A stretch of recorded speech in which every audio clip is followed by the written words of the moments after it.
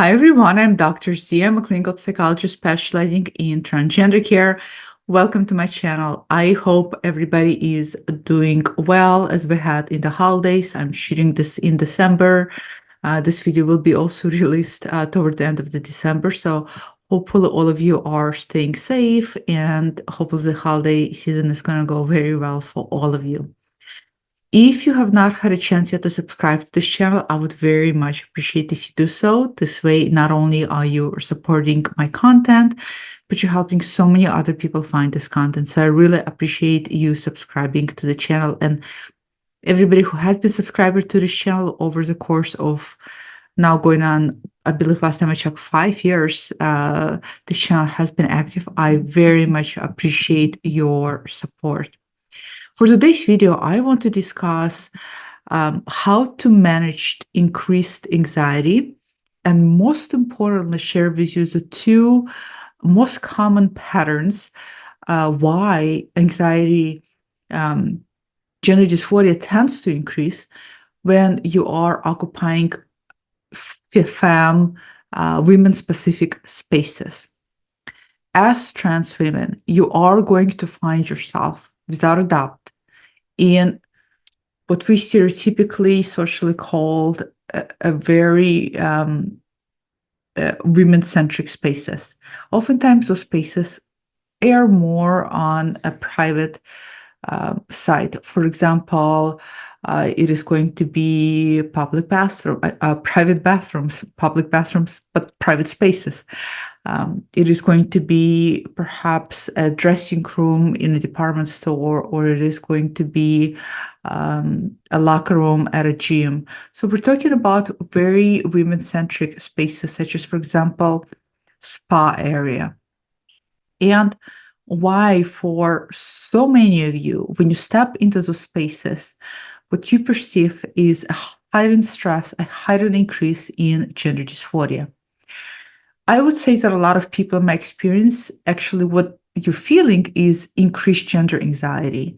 And once you tap mentally, intellectually into the gender anxiety that you're feeling, then it's almost like a domino effect. It drops the domino into you starting to feel an increase in undeniably gender dysphoria. And for some of you, it could tap into social gender dysphoria. And for some of you, it may be actually a physical gender dysphoria in relationship to your body. Like I said, those spaces, guess what? You're going to have to occupy those spaces too because you belong in those spaces. In my opinion, trans women are undoubtedly women that should have every right to be in women-centric spaces.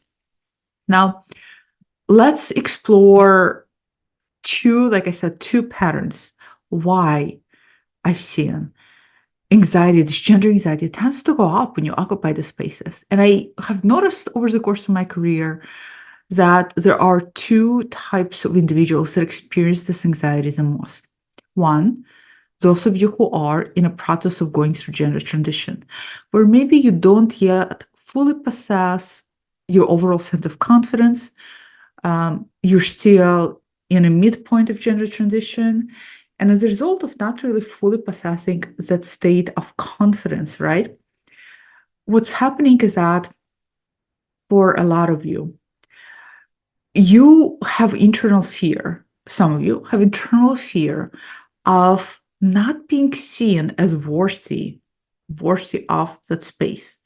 And the sense of I'm not being worthy of that space stems from your own lack of assertiveness and confidence because you're in this midpoint of gender transition.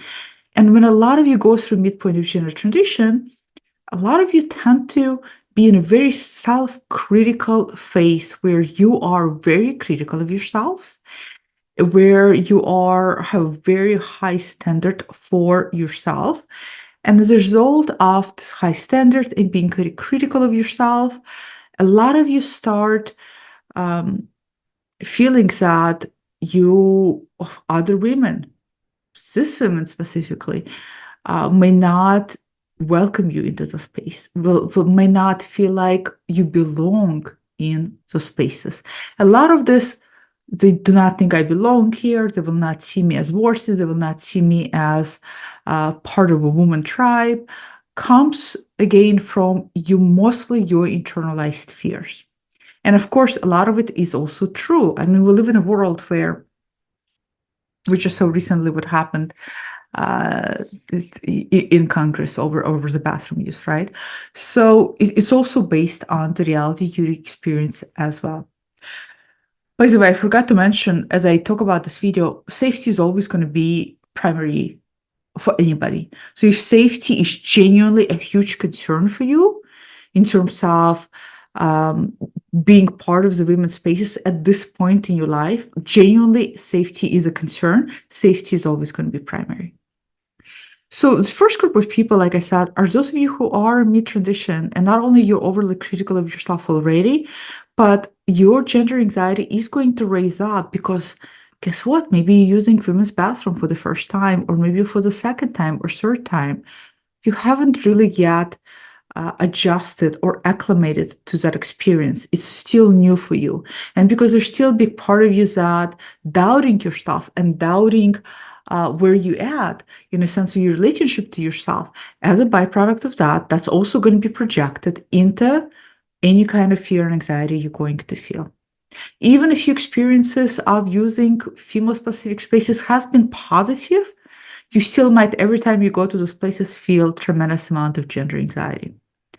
So the first thing for those individuals who are in this camp is to recognize that this type of anxiety is normal, but also to be mindful of a level of natural anxiety. I'm doing this for the first time, therefore, of course, I'm going to feel afraid and scared. And then an element of, oh, my mind is now spinning this blockbuster narrative that I'm going to be found out, I'm going to be clocked, I'm going to be kicked out, I'm going to be humiliated, I'm going to be um, pushed out of the spaces. So the important thing is to notice where there's an element of natural feel of anxiety due to fear, and when it's actually now your truly internalized fears being projected and catastrophizing situation when there's no catastrophizing that needs to happen. So, but one of the things to recognize is that the anxiety is still going to be there. The second group of people that I see feeling heightened sense of anxiety, and as a result, the dysphoria tends to go up when you are in female-specific spaces and women-centric spaces, is for individuals who now have completed transition, whatever that may be for you. You're living your life post-transition, and there is still internal imposter at play. There's still this internal part of you that feels like anytime somebody's just going to say, this is not real, you don't belong here, you're not one of us, right? So this is more related to not only an imposter thing, but I see this a lot with individuals who have such high standard, where that standard that they set for themselves is to aspire to be seen, and what they call, I want to have cis passing, meaning I want to pass as a cis woman. When you set for yourself such unrealistic, in my book, standard, and I'll tell you why I think it's unrealistic, and it's not, well, let me tell you now, I think it's unrealistic not because trans women don't look like women. Of course you do. It's an unrealistic standard because being a cis woman, okay, in my opinion, all it is a woman that has a cisgender history. What does it mean? All it is, it's a woman that has lived all of her life feeling comfortable and aligned to the gender that she was assigned. I'm a cis woman. I'm a woman, first and foremost, that has a cisgender history. You, on the other hand, is also a woman. You're a woman that happen to have transgender history. But in no way does it negate you as a woman. I don't believe that a woman is defined by by anatomy, let's say. I don't believe that a woman is defined by bodily functions or capacity to bear children, or all of that is really, to me, in my book, to me, it's really insignificant. A woman is a state of being. A woman is a state of being that is tied not only to the way you feel about yourself, but the way that you understand uh, the the conceptual framework today, culturally, socially, that a woman is. And as we know, that framework of what a woman is very, very broad, and it's not only exclusive and open to people who are women who are not only um, have XX chromosomes and who had children. I never had children, who can menstruate and who the list goes on and on. Okay.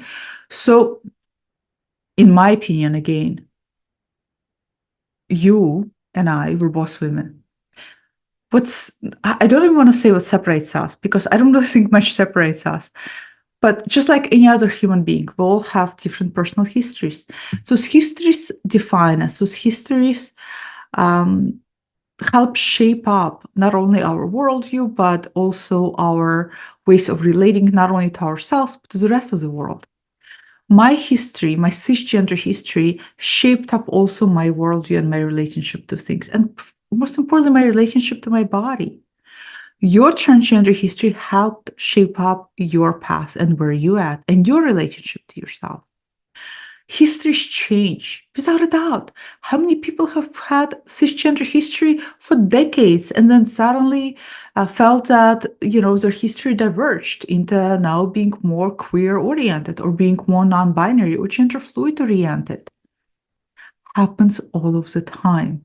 Histories are meant to diverge because as human beings, we're meant to shape and change and grow and expand. And so when I say that, I don't believe that it's a good idea for those of you who are post-transition or even in the midst of transition, but your standard is, I want to be cis woman passing. Which history are you aspiring to? I mean, cisgender history is vary drastically. Every woman has her own history. So I think it's really important to, and I know that for a lot of you watching this, I know that a lot of you do struggle with transgender woman identity. A lot of you don't want to identify as trans women. A lot of you feel like it's a scarlet letter on your chest that it suddenly brands you as something incredibly negative. And especially in today's society, I feel like trans women out of a whole, apart from some other identities, but the primary one that is being really targeted. And so if you struggle, if you resist, if you pushing back transgender woman identity, I encourage for you to think of yourself as a woman with transgender history. Okay. Just like I don't like calling myself cancer survivor. Many of you know I shared on this channel that I had cancer when I was 16. I don't like to be called cancer survivor because I'm so much more than that. But I am a woman. I am a person that has a cancer history. So this is the second group where I see your anxiety tends to go up, because when you're in those spaces, I've seen people and I heard people share with me that in those spaces, they even start to come up with scripts in order to fit, to be seen as cis women, as women that have cisgender history. Scripts such as, I worked with young adults who in a college situations would start talking to other young adult girls or women who have cisgender history, and when they start sharing, oh, I'm on my menstrual period, I have such really bad cramps, I see young women who have transgender history feeling compelled and a need to say, oh yeah, I know what that's like. Oh yeah, last month it was so horrible for me. Coming up with all these things that is not part of their history, not part of their narrative. And when you do that, when you start fabricating your life story so you can fit, not only you're doing injustice to yourself because you're better than that, but also what's happening is that you then become very almost like hyper vigilant, Because now, when you are in women-specific spaces, you constantly have to be hyper vigilant to be perceived and seen only as a cisgender woman. And that's a very, very high bar. Very high bar. And so now what you're doing, whether you realize or not, you are living a sham. You know how prior to transition you had to navigate your life in a male for male body, but you never identified with it, and that felt like a sham. That felt like a fake suit you were putting on. Well, now you're doing kind of the same thing, but you trying to layer yourself with the histories that you haven't had.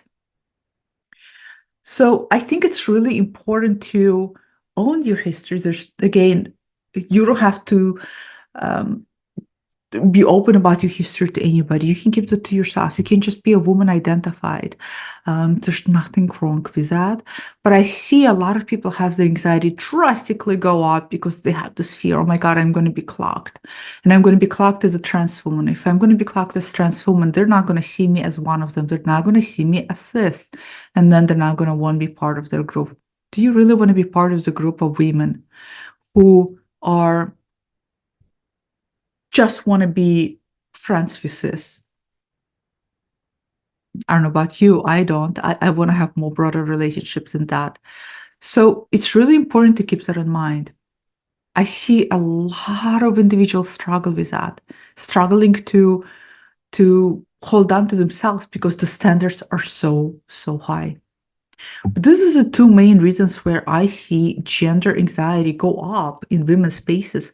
One is because you're so critical of yourself because you're midpoint of transition. So everything is seen through the critical lens, right? You still think you're unattractive. You still think you're not making it. You still, especially if passing matters to you still feel like you're not seen as a woman, and you're so terrified that you're going to walk into a woman's bathroom, for example, and somebody's going to say, hey, what the heck are you doing here? That internal fear is exhausting, exhausting. And then another group is, no, now you have no problem the passing as a woman, period. Again, if passing matters to you. But now the fear is, oh, what if they don't see me as somebody who has cisgender history? And so, this dance that a lot of you do is just causing you a tremendous amount of stress and anxiety. And like I said before, if safety is not a concern, those things are not necessary. The world is not going to embrace and fully recognize women with transgender history if women with transgender history hide themselves and also create narratives and create history to come across as if they have cisgender history. If you're hidden, nobody sees you. If nobody sees you, nobody can embrace you.